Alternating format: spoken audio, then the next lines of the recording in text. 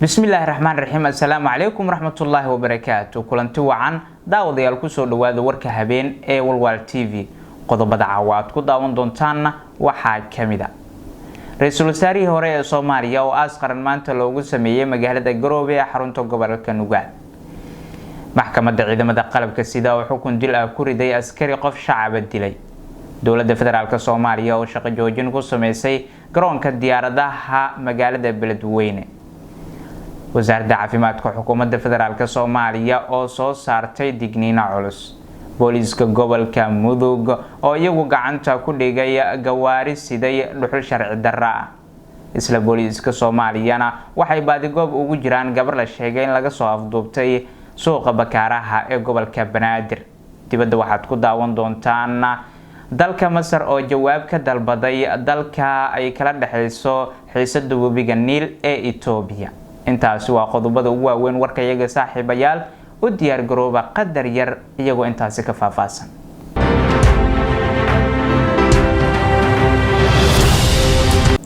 isku soo noqod wanaagsan daawadayaal kusoo dhawaada warkaan idin dulmarayo intaasi ka faahfaahsan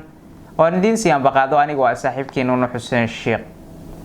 aynu ku horeynay ra-iisul wasaarihii hore ee Soomaaliya ayaa waxaa maanta aas qaran loogu sameeyay magaalada Garowe ee xarunta gobolka Nugaal ahna magaalo madaxda maamulka Puntland. aaskaasi waxaa ka qayb galay madax ka socotay dowladda federaalka Soomaaliya iyo dowlad goboleedka Puntland. sidoo kale waxaa qayb ka ahaa mas'uuliyiin mataliyay dowlad goboleedyada kale ee dalka qaarkood. meydka ra-iisul wasaaraha ugu horeyn laga soo dejiyay magaalada Muqdisho ayaa dhanka kale waxaa looga tukaday caasimadda salaad janaasa oo ka qayb galay madaxweynaha jamhuuriyadda federaalka Soomaaliya iyo madaxweynayaashii hore ee dalka Shariif iyo sidoo kale Xasan Sheekh. qodobkaasi waxaa inoo sii dheereynaya wariyahayaga Sakriye Maxamed Salaad. madaxweynaha jamhuuriyadda federaalka Soomaaliya mudane Maxamed Cabdullaahi Farmaajo ayaa garoonka diyaaradaha ee magaalada Muqdisho aadan cadde waxa uu kaga qayb galay salaadii janaasada Allaha u naxariistay ra-iisul wasaarihii hore ee dowladii ku meel gaarka ahayd marxuum Xasan Abshir Farax. diyaaradii siday marxuum Xasan Abshir oo muddo dheer ka soo shaqeeyay horumarinta iyo dib u dhiska dalka Soomaaliya ayaa markii ay soo caga dhigtay garoonka diyaaradaha ee magaalada Muqdisho waxaa naxashka halyeeygan la huwiyay calanka jamhuuriyadda federaalka Soomaaliya iyadoo ay diyaaradda ka soo dejiyeen cutubyo ka tirsan ciidanka xoogga dalka Soomaaliya. madaxweynaha jamhuuriyadda federaalka Soomaaliya Maxamed Cabdullaahi Farmaajo ayaa markii ay soo ilaatay salaada janaasadu waxa uu si gaar ah tacsi ugu diray qoyska marxuumka oo qaar ka mid ah ay ku kulmeen janaasada isagoona alla uga baryay samir iyo iimaan marxuumkana uu janno firdawso ka waraabiyo. intaasi kadib marxuumka ayaa waxaa loo gudbiyay magaalada Garowe halkaasoo aas qaran loogu sameeyay iyadoo ay ka soo qayb galeen ra-iisul wasaaraha xukuumadda federaalka Soomaaliya mudane Xasan Cali Khayre iyo madaxda dowlad goboleedyada qaarkood xubno ka tirsan golaha xukuumadda federaalka Soomaaliya iyo mas'uuliyiin kale oo heer federaal iyo heer dowlad goboleed ah. Xasan Abshir Farax ayaa waxa uu door muhiim ah ka soo qaatay dowlad dhisidda iyo samata bixinta nabadeynta iyo dib u dhiska dalka Soomaaliya waxaana uu marxuumku tusaale u ahaa malaayiin Soomaaliyeed oo u taagan adkeynta midnimada iyo u tanaasulka danta guud iyo dib u soo noolaynta maqaamkii uu dalkana Soomaaliya ku lahaa dalalka caalamka. ciidamada ammaanka gobolka Mudug ayaa waxay gacanta ku dhigeen 10 gaari oo siday dhuxul sharci darro ah. qodobkaasi marka la hayno eego wariyahayaga Macow Maxamed Dhicisow Taatiko. ciidanka booliiska gobolka Mudug ayaa maanta qabtay 10 gaari oo siday dhuxul sharci darro ah oo horay ay u mamnuuceen mas'uuliyiinta maamulka Galmudug ee gobolkaasi. taliyaha qaybta booliiska gobolka Gaashaanle Dhexe Qaasim Shirdoon Cali ayaa sheegay inay sii wadayaan howlgalka lagu baacsanayo dadka sida sharci darrada ah u jara dhirta si looga hortago xaalufka ku iman kara deegaanka. sidoo kale gudoomiyaha gobolka Mudug ee Galmudug Cabdiraxmaan Cali Diiriye oo maanta warbaahinta qaranka la hadlay ayaa sheegay inuu bogaadinayo ciidankii ku guuleystay in ay soo qabtaan gaadiidkan siday dhuxusha isagoo intaas ku daray in jarista dhirta lagu mamnuucay wareegto madaxweyne. qabashada dhuxushaasi ayaa timid xilli ay isku dayayeen wadayaasha gaadiidkaasi in ay si dhuumaalaysi ah dhuxusha ku geliyaan suuqyada magaalada Gaalkacyo. waxaan taaganahay saldhigga barxadiisa oo aanu rabno inaan ka hadalno waxqabadka ciidanka booliiska gobolka Mudug taliyaha qaybta iyo ciidankiisu ay qabteen oo runtii ka gobol ahaan aan rabno inaan ku ammaano shaqada ay hayaan waxaanu fulinaynaa wareegtadii madaxweynaha dowlad goboleedka galmudug ka soo baxday iyo wasiiradiisa oo ahayd in dhuxusha geedaha la jarayo la joojiyo galmudug ka maamul ahaan amarka madaxweynaha waa fulinaynaa waxaa kaloo nala fulinaya oo hawsha inta badan qabta taliyaha qaybta booliiska qaasim oo runtii har iyo hameen u taagan ka warqabka amniga iyo waxyaalaha soo gelaya hadday muqaadaraad noqoto iyo hadday dhuxul noqotoba runtii waan ku ammaanaynaa gaashaanla dhexe qaasim aad u mahadsanyahay guddoomiyaha sida uu noo dhiirigelinayo isuu noo garab taagan yahay mar kasta annagana horaanu soconaynaa amar baa la baxshay dhuxusha amar baa laga bixiyey waad u jeedaan baabuurtan waa baabuur amarkii qaadan weyday la bixiyey 9 saac 10 saac habeenaan soo qabanaa baabuurtan inta dhibanna waa naqaanaa oo hadda maqan waan soo qaban doonaa iyagana waa keenaynaa meel kasta ay galaan waa ka keeni doonaa maca godadka dhuxusha lagu gubo waa tegaynaa insha allah saas waxaan taagannahay waxaan leenahay ka waantooba dadka geedihii dhameeyo oo dhirtii dhameeyo dhuxusha jarahay ka waantooba dowladda federaalka Soomaaliya ayaa waxay ku dhawaaqday in sukumeel gaar ah loo hakiyay shaqada garoonka diyaaradaha magaalada Beledweyne ee xarunta gobolka Hiiraan iyadoo toddobaadkan garoonkaasi ay ku soo dhacday diyaarad deeq u siday dadkii ku barakacay fatahaada webiga Shabeelle qodobkaasi waxaa faahfaahinaya wariyahayaga Jaafar Maxamed Cali dowladda federaalka Soomaaliya ayaa ku dhawaaqday in si kumeel gaar ah loo xiray garoonka diyaaradaha Ugaas Khaliif ee magaalada Beledweyne ee gobolka Hiiraan kadib markii ay booqdeen guddiga xaqiiqo raadinta ee loo diray inay soo qiimeeyaan shilkii diyaaradeed ee talaadadii la soo dhaafay ka dhacay gudaha garoonkaasi Axmed Macalin Xasan oo ah agaasimaha duulista rayidka Soomaaliya oo kamid ah xubnaha booqday garoonka Ugaas Khaliif ayaa sheegay inuu sii xirnaan doono garoonka inta uu socdo baaritaanka lagu hayo waxa sababay shilkii diyaaradeed ee dhacay sidoo kale waxa uu tilmaamay inay ku guuleysteen in diyaaradda ay ka soo bixiyaan labadii sanduuq ee kaydisa xogta halkaana laga ogaan doono waxa sababay shilka diyaaradeed ee ka dhacay magaalada Beledweyne ee gobolka Hiiraan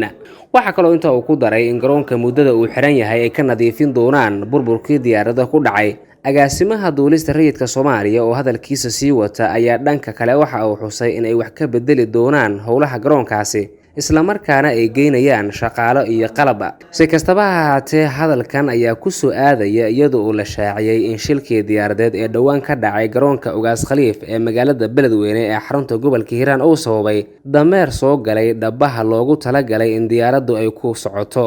ciidamada ammaanka gobolka Mudug ayaa waxa ay gacanta ku dhigeen 10 gaari oo siday dhuxul sharci darro ah qodobkaasi marka la hayno eego wariyahayaga Macow Maxamed Dhicisow Taatiko maxkamadda darajada koowaad ee ciidamada qalabka sida ee Soomaaliya ayaa waxay maanta xukun ku riday askari ka tirsan ciidamada dowladda Soomaaliya kaas oo horay u dilay qof shacab ah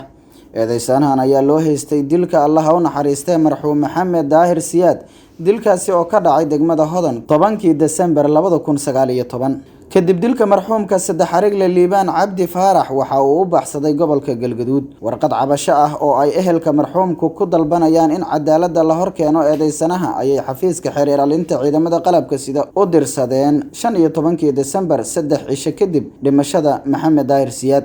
intaas kadib xafiiska xeer ilaalinta ciidamada qalabka sida ayaa ka dalbaday taliska NISA qaybta Galmudug in ay sharciga hor keenaan saddex xarigle xooga dalka Liibaan Cabdi Faarax 5 Abriil sanadkan ayaa ciidamada amniga NISA ku wareejiyeen saldhigga booliiska garoonka Aadan Cadde oo markaas laga soo dejiyay eedeysanaha waxaana isla xilligaasi baaris dheeraad ah ku sameeyay laanta dambe baarista booliiska CID-da 13kii May ayay la wareegeen xafiiska xeer ilaalinta ciidamada qalabka sida eedeysana Liibaan Faarax Cabdi oo ay markaas garsoorka ciidamada qalabka sida weydiisteen in loo gudbiyo xabsiga dhexe garsugi ahaan xafiiska xeer ilaalinta oo isna isku howlay baaritaan kale oo dheeri ah ayaa ugu dambeyn maxkamadda weydiistay in la mudeeyo eedda ka dhanka ah Liibaan Cabdi Faarax 13kii June bishiina dhaaftay 15 bishana dhaaftay ayaa loo ballamay fadhiga maxkamadda waxaana dhinacyada dacwadda ee kala ah xeer ilaalinta iyo qareennada eedeysanaha si siman loo siiyay fursado ay ku soo bandhigi karaan dooda la xiriirta difaaca iyo cadeymaha dembi muujin iyo kuwa bariyeelaya ee eedeysanaha labadaba. Maxamed Xuseen Cabdulaahi ku-xigeenka xeeralyaha guud ee ciidamada qalabka sida ayaa maxkamadda ka hor sheegay in eedeysanuhu uu isticmaalay awood laga baaqsan karay. waxa uuna ka sheegay fadhiga maxkamadda in marxuumku uu qalad ka galay eedeysanaha, laakiin in dacwad uu la tiigsado ay u baahan tahay balse sabab uu u dilo aanu jirin mar haddii uu yahay military weliba ka awood roon marxuumkii gabagabada u maraysay waxbarashada dugsiga sare. sidaas darteed ayuu weydiistay garsoorka in lagu xukumo ciqaab u dhiganta qodobada ay ku soo eedeeyeen. qareenada u doodayay eedeysanaha ayaa ku dooday in marxuumku uu u gafay marwada eedeysanaha oo wadada dhinaceeda meherad yar ku lahayd. sidoo kale marxuumka ayaa isku dayay inuu diido in uu saldhigga u raaco askariga, taasina ay keentay dhimashada marxuumka oo aan ku talagal ahayn. sidaas darteed ayay maxkamadda ka codsadeen in loo naxariisto Liibaan Cabdi Faarax. ugu dambeyn maxkamadda ayaa go'aan ka soo saartay maanta, waxa ayna ku xukuntay Liibaan Cabdi Faarax dil toogasho ah oo ah magta marxuum Maxamed Daahir Siyaad, sida uu u sheegay dhinacyada dacwadda gaashaanle sare Xasan Cali Nuur Shuute, gudoomiyaha maxkamadda darajada koowaad ee ciidamada qalabka sida. xukunsanaha ayaa haysta fursad kale oo uu ku dalban karo racfaan muddo ku siman 30 cisho oo xukunka kadib ah. taliska booliiska Soomaaliyeed ayaa waxay baadigoob ugu jiraan gabar la sheegay in laga soo afduubtay gudaha suuqa Bakaaraha, sida qodobkani ay noogu qaada dhigayso wariyahayaga Sacdiye Xaaji Cali. taliska ciidanka booliiska Soomaaliyeed ayaa shaaciyay inuu baadigoobayo gabar yar oo 14 sano jir ah oo uu talisku sheegay in 2 cisho ka hor laga afduubtay degmada Howlwadaag, gaar ahaan suuqa weyn ee Bakaaraha. taliya ku-xigeenka booliiska Soomaaliya Sakiyo Xuseen Axmed ayaa magaca gabadhaasi ku sheegtay Maryan Cabduqaadir Cali Nuur kadib qoraal ay soo dhigtay barteeda Facebooka. sidoo kalena waxa ay ka codsatay shacabka Soomaaliyeed ee ku dhaqan magaalada Muqdisho in ay raadiyaan gabadhaasi wixii macluumaad ay la soo socodsiiyaan booliiska Soomaaliya. ma cadda cidii afduubatay gabadhaasi yar, sidoo kalena laguma shaacin warka qoraalka ah ee barteeda ay soo dhigtay taliya ku-xigeenka booliiska Soomaaliya. si kastaba ha ahaatee, muddooyinkii dambe ayaa waxaa gudaha magaalada Muqdisho ku soo badanayay afduubashada loo geysanayo ilmaha yar siiba gabdhaha. wasaaradda caafimaadka xukuumadda federaalka Soomaaliya ayaa waxay soo saartay digniino culus. war-saxaafadeed ka soo baxay wasaaradda caafimaadka iyo daryeelka bulshada dowladda Soomaaliya ayaa lagu sheegay in qof kasta oo dalka ka dhoofaya uu shahaadada caafimaad ka qaadan karo oo kaliya shaybaarka qaranka. wasaaraddu waxay caddeysay in xarunta shaybaarka qaran ee Muqdisho ay haysato aqoonsiga baarista COVID-19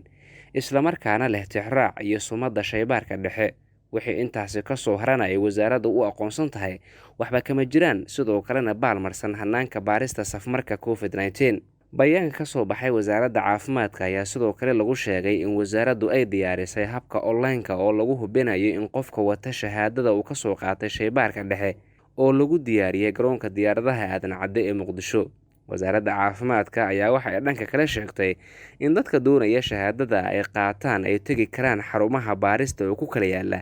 isbitaalada Damartini iyo sidoo kale Banaadir ee magaalada Muqdisho. intaasi waxa ay saaxiibayaal qodobadii gudaha iminkana ku soo dhawaada wararka ka baxsan Soomaaliya. dowladda Masar ayaa waxay jawaab degdeg ah ka dalbatay dalka Itoobiya oo ay kala dhaxayso xiisad ku aadan webiga Niil, iyadoo muddooyinkii u dambeeyay xiisadda webiga Niil ay isqabqabsi farabadan ka dhex dhalisay labada dal ee Masar iyo Itoobiya. dowladda Itoobiya ayaana waxay doonaysaa in ay webiga Niil ka samayso biyo xireenkaasi oo ay ku doonayso Itoobiya in ay ka dhaliyaan koronto ay isticmaalaan guud ahaan shacabka Itoobiya. taasi ayaa Masar waxay aaminsan tahay inay keeni karto biyo yari ku yimaada webiga, maadaama Masar intiisa badan ay ku tiirsan tahay waxyaabaha ay beertaan. webiga Niil ayaana ah wax soo saarka ugu weyn ee dhanka beeraha. guud ahaan daawadayaal warkii habeen ee aad kala socoteen Walwal TV waa naga inta. warkan kiisa xigay intaan ku kulmi doono waxaan idinkaga tagayaa sida iyo nabadgelyo.